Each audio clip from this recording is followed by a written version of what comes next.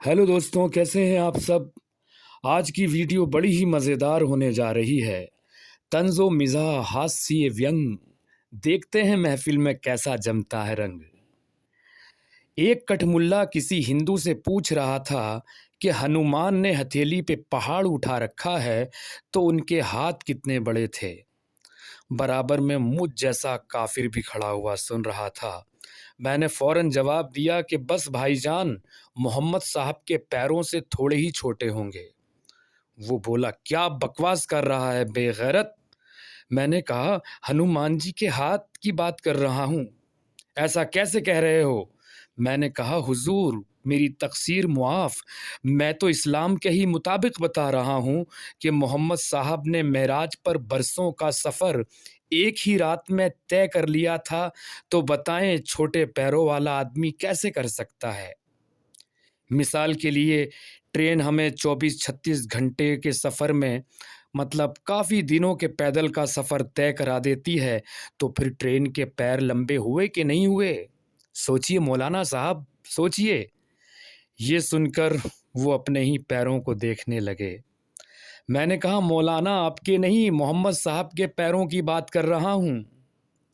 दरअसल बाद में समझ पाया कि जिस तरह एक साधारण पुलिस वाले को इंस्पेक्टर साहब बोल दो वो खुश हो जाता है, इसी तरह किसी अनपढ़ मुल्ला को मौलाना या मौलवी कह दो तो वो खुशी के मारे पागल सा हो जाता है।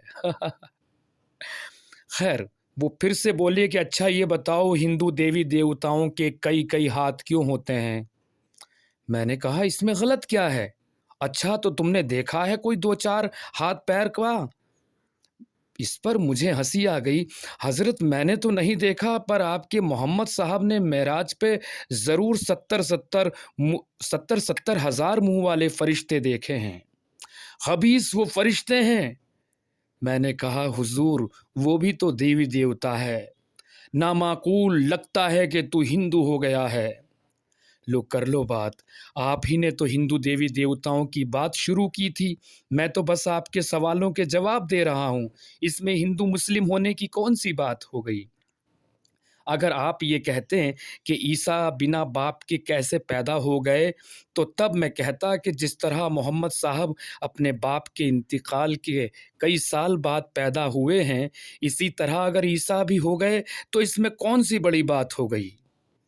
ये सुनते ही भैया उन्होंने हाथ में डंडा उठा लिया। अब जाहिर है कि मेरा भागना लाजमी था, लेकिन भागते भागते उन्होंने फिर भी एक डंडा तड़ाक से मेरी कमर पे जड़ ही दिया। खंजीर वो बुर्राक पे बैठकर गए थे, आसमानों की सैर को बुर्राक पे बैठकर।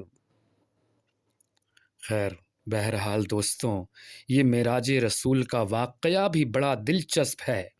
बुर्राक एक ऐसा जानवर सूरत औरतों वाली है और पूरा जिस्म घोड़े गधे की मानिंद है।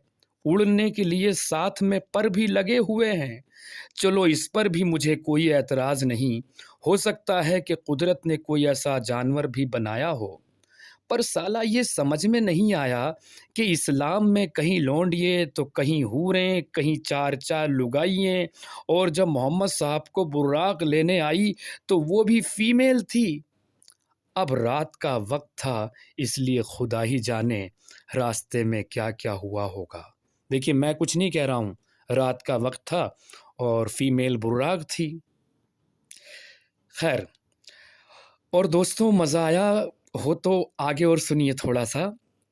वैसे इस्लाम में औरतों के अलावा सारे मज़े हराम है।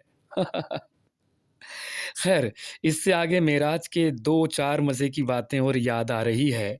आपको पता होगा कि मोहम्मद साहब को आसमान पर 50 टाइम की नमाज़ मिली थी, जिसको घटाने के लिए मूसा ने कहा। यानी मोहम्मद को भी मालूम नहीं था और अल्लाह भी नहीं जानता था कि मेरे बंदे इतनी सारी नमाज़ें कैसे अदा करेंगे। 50 टाइम की नमाजें, वो भी सबके दिमाग के चूल हिला के रख देगी। सोचो सोचो, अगर 50 टाइम अजान हुआ करती तो क्या होता। आज जो लाउड स्पीकर पे झगड़ा चल रहा है, हनुमान चालीसा वाले तो दूर से दूर ही हाथ जोड़कर ہار کر بھاگ جاتے بھائی 50 ٹائم کے لیے تو کرائے پر بھی کوئی ہنومان چالیسا پڑھنے والا نہیں ملے گا. لیکن اگر انہیں 50 ٹائم کی نماز مل جاتی تو بلکہ یہ 51ویں اور تلاش کرتے, کوئی 51ویں اور ڈھونڈ ڈھانڈ کے پڑھ لیا کرتے. لیکن اگر ان سے پوچھو تو یہ بھی جواب دے سکتے ہیں کہ برخوردار تمہیں پتہ نہیں اس زمانے میں ایک دن ایک مہینے کا ہوا کرتا تھا. جس طرح 9 سال کی عائشہ کی شادی کے لیے کہتے ہیں کہ اس وقت لڑکیاں جلدی جوان ہو جایا کرتی تھی, یا جس طرح محمد صاحب کی پیدائش پر بولتے ہیں کہ حمل 2 سال تک بھی رک جایا کرتا تھا. پھر ایک مہینے کا دن کرنے میں کیا جا رہا ہے؟ جھوٹ بولنے میں کون سے پیسے لگتے ہیں؟ لیکن کمال یہ ہے کہ نیتا تو جھوٹ بول کر مکر بھی جاتے ہیں, مگر یہ اپنے جھوٹ سے آج 1400 سال سے زیادہ ہو گئے اب تک نہیں مکرے, اور کبھی مکریں گے بھی نہیں. لیکن پھر بھی میں اپنے مسلم بھائیوں بہنوں سے گزارش کرتا ہوں کہ تھوڑی بہت عقل بھی لگا لیا کرو. مجھے تم لوگوں سے بہت پیار ہے, بہت محبت ہے. یہ کوئی جوک نہیں, کوئی کامیڈی نہیں, بلکہ حقیقت بول رہا ہوں. کاش کہ تم سمجھنے والے بن جاؤ. بہت بہت شکریہ دوستوں.